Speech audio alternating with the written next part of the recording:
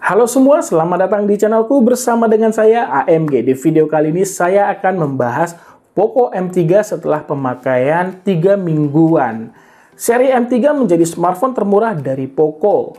Smartphone ini masuk kategori di kelas entry level. Walaupun begitu, saya melihat Poco M3 ini membawa spesifikasi hampir semua spesifikasi yang dibawa ini terasa mantap, dan penjualannya sampai saat ini sampai saat video ini dibuat masih melalui flash sale di 1,7 jutaan. Kalau kamu yang ingin memaksakan membeli smartphone ini dan tidak kebagian flash sale, ya bisa aja sih harganya lebih mahal 150 hingga 200 ribu. Nah, lalu nih apakah memang benar nih Poco M3 ini menjadi smartphone yang layak untuk dibeli? Bagian yang langsung mencuri perhatian saya dari Poco M3 sudah jelas di desainnya, khususnya back cover. Ini terlihat lebih berani, beda dari desain-desain brand lain yang sekelasnya ya. Mulai dari modul hitam di bagian atas nih, memenuhi seperempat back cover yang hadir dari bahan plastik. Finishing pada back cover juga menyerupai kulit dengan tujuan mengurangi kesan licin saat di tangan. Apalagi nih pemilihan memindahkan sensor sidik jari yang menyatu dengan tombol power pada sisi kanan menambah keindahan saat dipandang.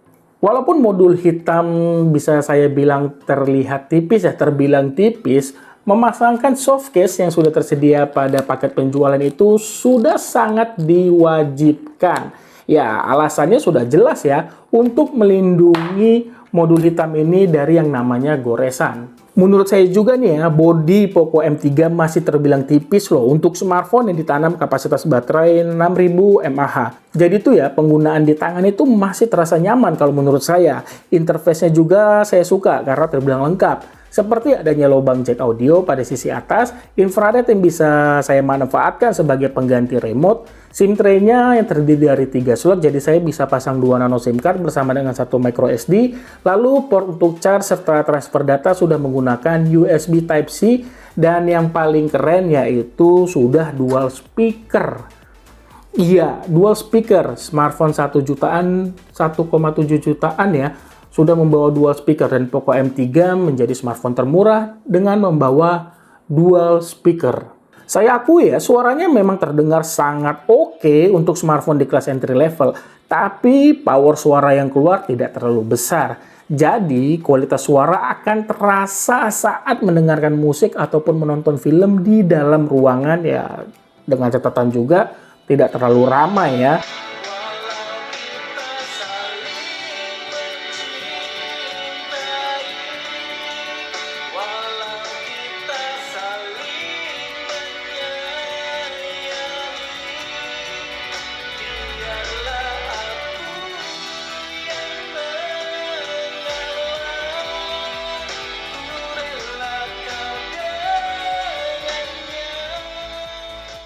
Kenyamanan menikmati multimedia tidak hanya dari sisi audio saja, tapi berkat layar seluas 6,53 inch dipadukan resolusinya Full HD Plus dan panelnya IPS LCD. Layar Poco M3 ini mampu menghasilkan tampilan yang tajam dengan warna khas IPS.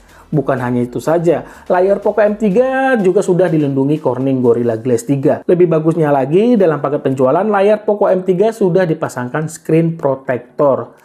Hanya saja penggunaan di area outdoor buat saya pribadi sih kecerahannya masih terasa kurang.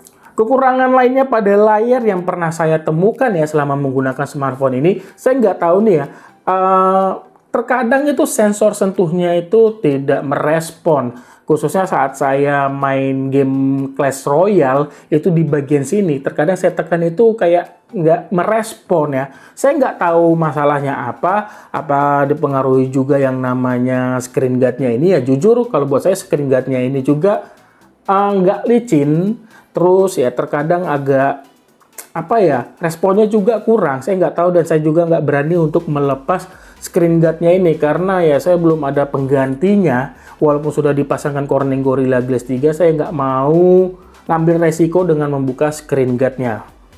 Mohon maaf ya. Kalau kamu yang punya masalah terkait layar sama seperti saya, Boleh dong untuk dibagikan ataupun di-share di kolom komentar di bawah. Di bagian softwarenya sendiri, Poco M3 menggunakan tampilan antarmuka MIUI 12 yang sudah berjalan pada Android 10. MIUI menawarkan banyak fitur yang bisa kamu explore, tapi ada fitur yang menarik sih buat saya, ada di pengaturan lalu pilih Special Features.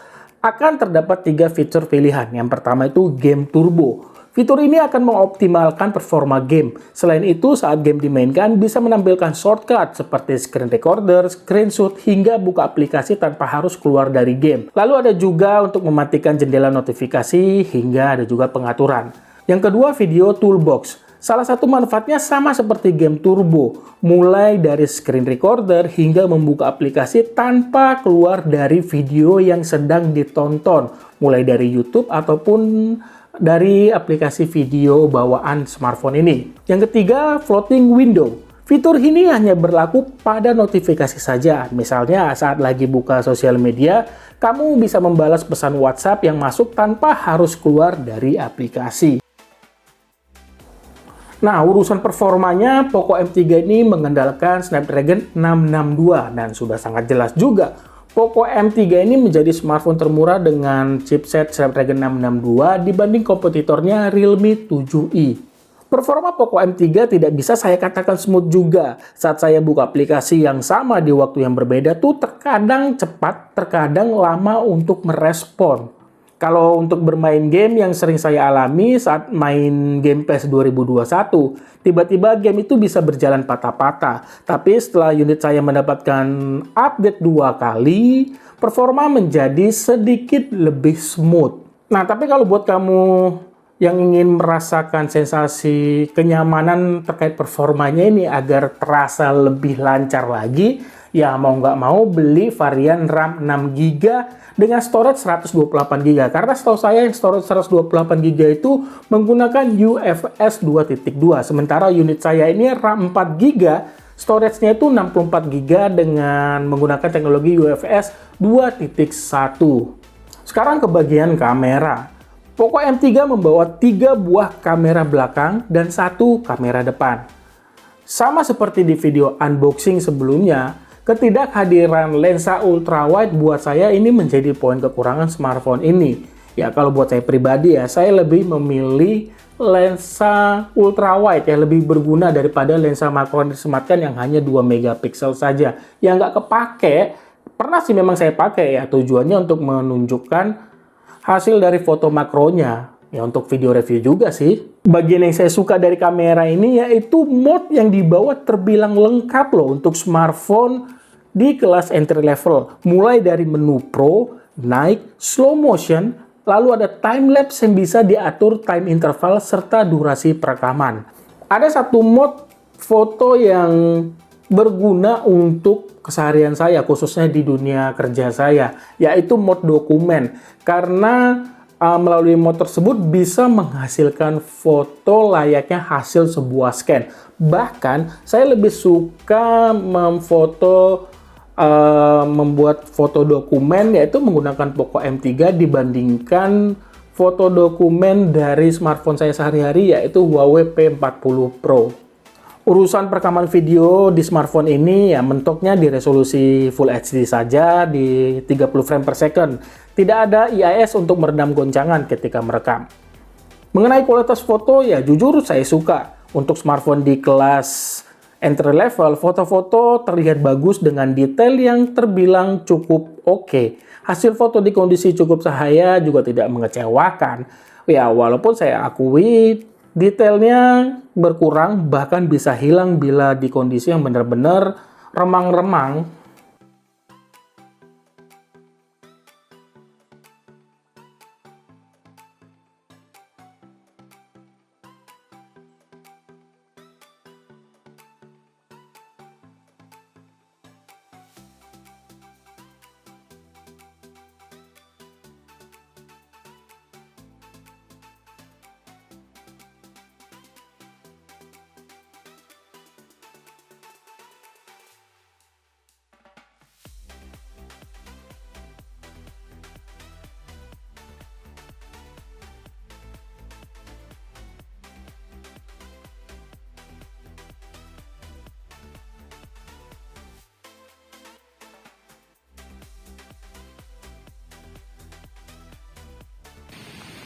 Kalau ini hasil perekaman video dari kamera belakang Poco M3. Resolusinya Full HD ya.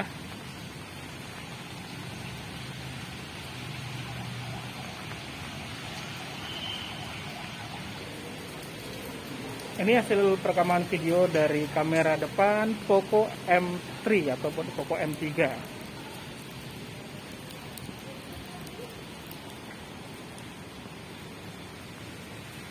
Ini saya lagi ada di Sampokong.